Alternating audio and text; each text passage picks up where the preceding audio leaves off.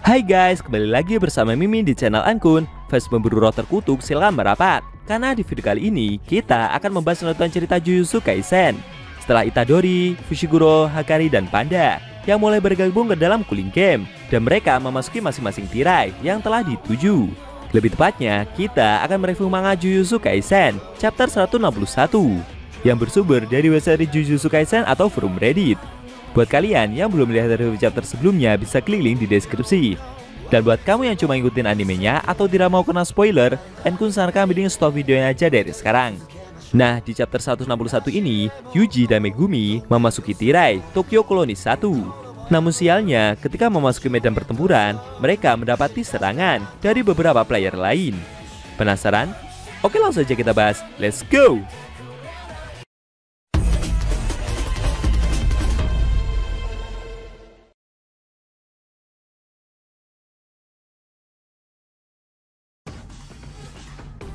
Judul chapter 161 adalah Koloni Tokyo 1, bagian pertama. Di awal scene, kita diperlihatkan kota Tokyo, koloni pertama di dalam perisai. Ada dua orang penyihir yang berkomunikasi lewat kejauhan. Mereka bernama Amairin dan Hanyu.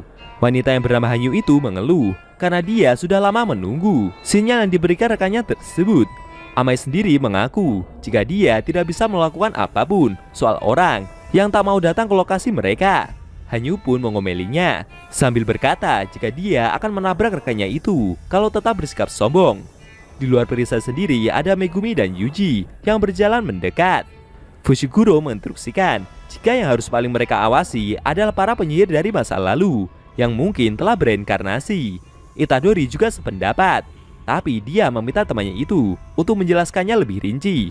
Megumi memberitahu jika di dalam perisai tersebut ada orang yang usianya 200 tahun atau bahkan lebih dari 1000 tahun.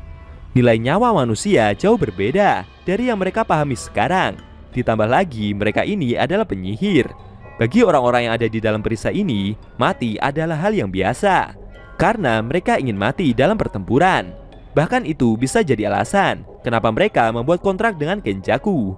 Megumi merasa kalau ada kemungkinan besar Kashimo dan Higuruma adalah penyihir dari masa lalu.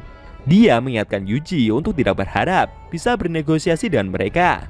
Itadori menambahkan jika yang lebih menyusahkannya lagi adalah para arwah terkutuk yang muncul, khususnya saat malam hari. Fushiguro merasa jika mereka menemukan penyihir di zaman ini yang juga terseret ke dalam permainan ini seperti kakaknya, maka mereka bisa berkemungkinan saling bertukar informasi. Kemudian, ketika mereka mengetok dinding penghalang tersebut, tiba-tiba Kogane muncul. Dia menjelaskan jika pertempuran hidup dan mati yang bernama Cooling Game saat ini sedang berlangsung di balik perisai ini. Setelah mereka masuk, maka mereka akan jadi player seperti yang lainnya.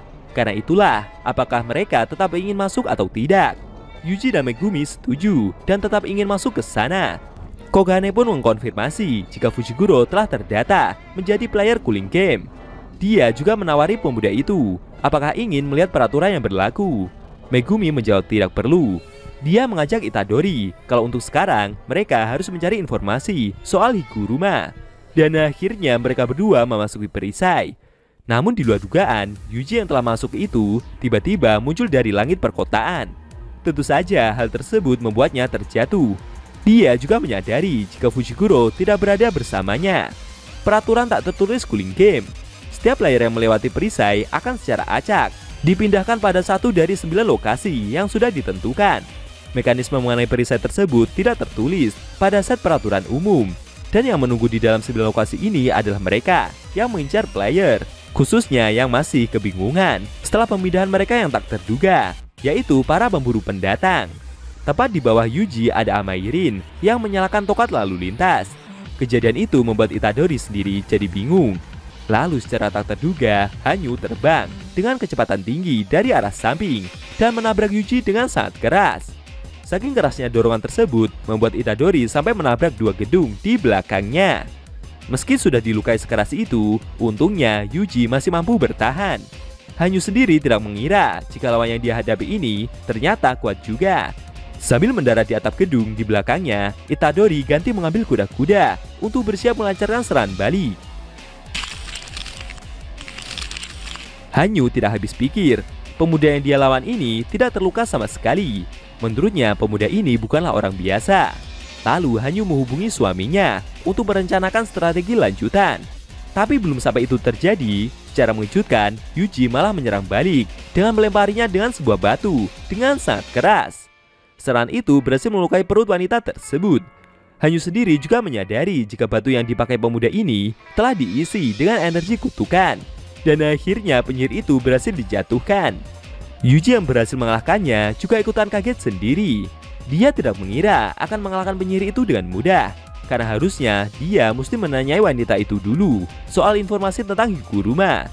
Namun tidak lama berselang, muncul penyihir lainnya yang terbang menggunakan baling-baling dari kepalanya.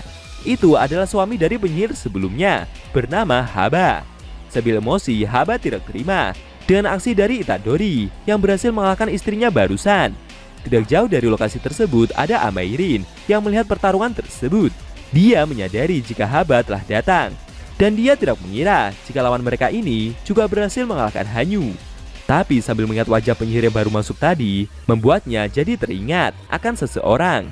Amai merasa seperti pernah melihat penyihir itu di suatu tempat. Dia menduga apakah benar itu adalah Itadori. Di sisi lain, Megumi yang telah masuk ke dalam perisai itu berhasil mengalahkan seorang penyihir gadis yang sebelumnya juga telah menyerangnya. Gadis itu mengomeli Fushiguro. Kenapa dia melakukan ini kepadanya? Sambil sewot, Megumi menjawab kalau gadis itulah yang menyerangnya duluan. Dalam hatinya sendiri, dia tidak mengira akan terpisah jadi seperti ini. Bahkan Shikigami Noe juga tidak bisa menemukan rekannya Itadori. Megumi menyadari jika perisai cooling game ini ternyata lebih besar dari yang ada di Shibuya. Menurutnya, mereka mungkin telah terpisah sejauh 2 km jauhnya. Namun meski begitu, mereka berdua telah menuju ke tempat yang sama. Fushiguro pun menanyai gadis itu, apakah dia tahu dengan penyihir yang bernama Higuruma. Sambil mencoba berpikir, gadis tersebut mulai ingat kalau pria yang pemuda itu cari adalah orang yang memiliki 100 poin. Sambil tersenyum, gadis itu berkata jika dia bisa saja memberitahu Megumi, tapi dia meminta bayaran. Sebagai gantinya, gadis tersebut ingin Fushiguro jadi membantunya juga. Sambil mencoba untuk menggoda, gadis itu meminta Megumi untuk menjadi kesatrianya. Tapi lucunya, Fushiguro menyetujui hal tersebut. Gadis itu pun cukup terkejut. Apakah mereka tidak melakukan diskusi terlebih dahulu, walau sedikit? Megumi menjawab jika dia tidak memiliki banyak waktu.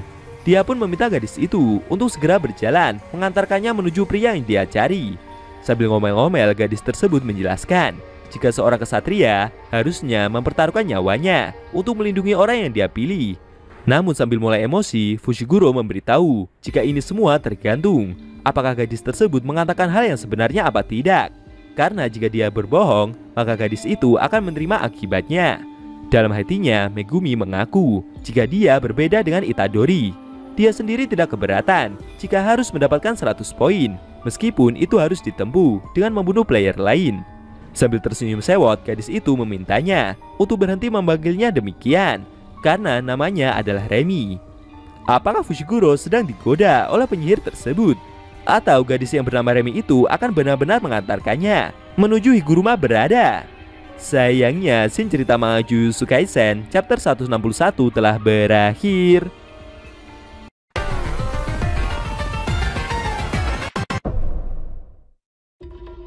Nah, itu tadi review manga Jujutsu Kaisen chapter 161 yang edisinya memperlihatkan Megumi yang bertemu penyihir gadis yang bernama Remi, dan dia meminta gadis tersebut untuk membantunya dalam menemukan Higuruma. Bagaimana menurut kamu? Jangan lupa tinggalkan komentar kalian ya. Kalau mau nonton review sebelum atau selanjutnya, bisa klik link di deskripsi. Linknya udah Mimin taruh di sana kok. Buat kalian yang mau nonton review manga Jujutsu Kaisen secara maraton, bisa klik link di deskripsi juga ya guys. Oke, tekan like kalau suka sama video ini dan dislike kalau nggak suka. Jika ada kata-kata dari Enku yang kurang pas, Enku mohon maaf, dan sampai bertemu di video review manga Jujutsu Kaisen selanjutnya.